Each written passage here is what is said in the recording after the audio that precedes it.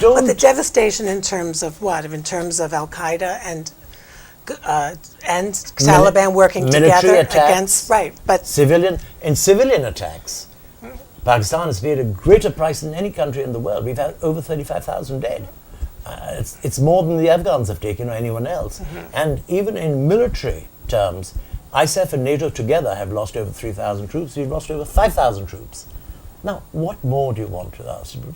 We've written with our blood our commitment to you. There will be lapses. There will be opposition. There will be people saying, no, don't go with them. How strong is that opposition to U.S. involvement? Not very. Is it growing? No, I think it has reached a peak much earlier. There is a swing strongly against it. Let me tell you, the killing of Osama bin Laden, the sort of public reaction we thought we'd see with huge mass demonstrations, didn't happen. Didn't happen. Why? Because so many thousands are being killed as collateral damage by them that people don't exactly... I don't think there was a tear shed. Of course there were from the supporters. Right, of course. But the supporters do not number in those sort of... But you think the supporters, am I getting this correct, that earlier you thought the militant Pakistanis amount to about 10%? No, I said they got 10% of the votes. Okay.